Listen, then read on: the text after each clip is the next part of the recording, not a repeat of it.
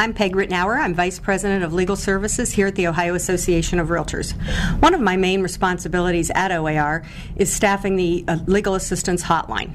One of the areas in which we've been receiving increased number of calls lately has been with respect to leasing and managing real estate. Many brokers are telling me that for the first time they're thinking about getting into this area of practice. That's because they may have listings in which the seller's becoming frustrated because they've been unable to sell their property and they're considering listing it. Other brokers are being contacted by investors who have taken advantage of some good opportunities in the marketplace but need help with leasing and managing these investment properties. Regardless of whether you've done leasing for a while or you are thinking about getting into the management of property, there's several things that I think real estate licensees need to be aware of in this area. The first thing that I think many people are misinformed about is the fact that leasing and managing property is activity that requires a license. If you're leasing or managing property for someone else and you're doing it for any type of compensation, under Ohio law you have to have either a real estate sales license or a real estate broker's license. Now there are a few exceptions to this. Number one is if you're managing your own property or leasing your own real estate. And the second one is if you're the regular employee of the owner of the property. In those two instances you do not need to have a real estate license. But if you don't fall under one of those exceptions, then you need to be licensed by the Ohio Division of Real Estate. If you're not, it's actually a criminal misdemeanor under Ohio law. Moreover, the Division of Real Estate can fine you up to $1,000 per day that you engage in this behavior without having the necessary license. If you as a real estate licensee know that there is someone who's leasing or managing property and they're not appropriately licensed, you should report them to the Ohio Division of Real Estate. The second thing that people need to be aware of is that as a salesperson, you cannot lease or manage property in your own name. Because this is activity that requires a license, you have to do it under the license of the brokerage with whom you have your real estate license. You can't set up your own separate business entity, and you certainly can't lease or manage property in your own name as a salesperson. For those of you who are brokers out there, if you want to get into this area of the law, you also have to conduct this business under your real estate brokerage license. You can't set up a separate business entity, nor can you give this area of practice a separate business name. The Division of Real Estate gives you as a broker one name under which you must conduct all your real estate business, and that includes the leasing and management of property. The next thing you need to think about before you lease or manage property is whether or not you have the necessary tools.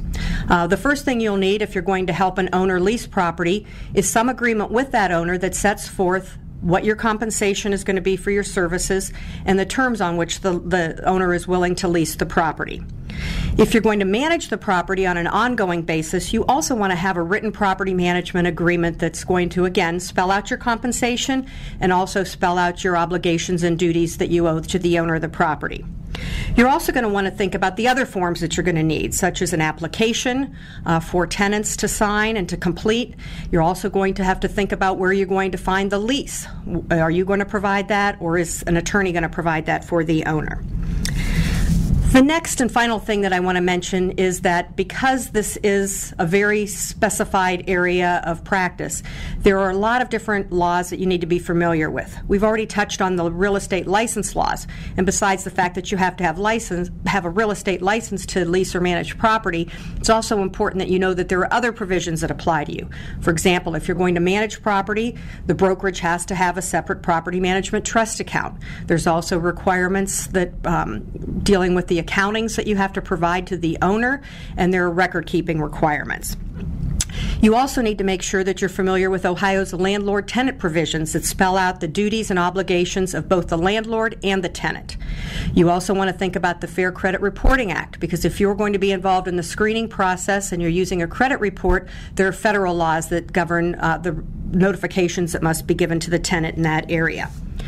If the property is built before 1978, lead-based paint disclosure requirements also will apply in this situation. And the final thing that you need to think about before you lease or manage property is checking with your errors and omissions insurance provider. The leasing and management of property may not be covered under your existing policy, and that's something you definitely want to talk to your insurance carrier about. In closing, I know I've provided you with a lot of information in a very short period of time, and there's probably even more things that you need to think about before you get into this area of practice.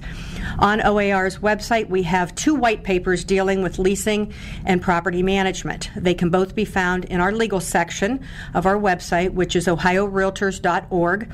The first white paper is on leasing and property management, and the second white paper is on leasing and seller financing, and it will talk about lease options, lease purchase, land contracts, etc. I think those are both excellent resources for you.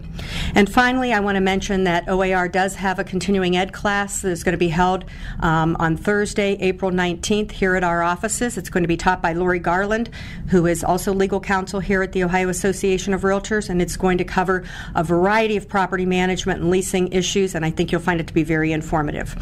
You can register for that course online by going to, again, ohiorealtors.org, and under the quick links you can click on property management and you can find all the information about that course. Thank you very much.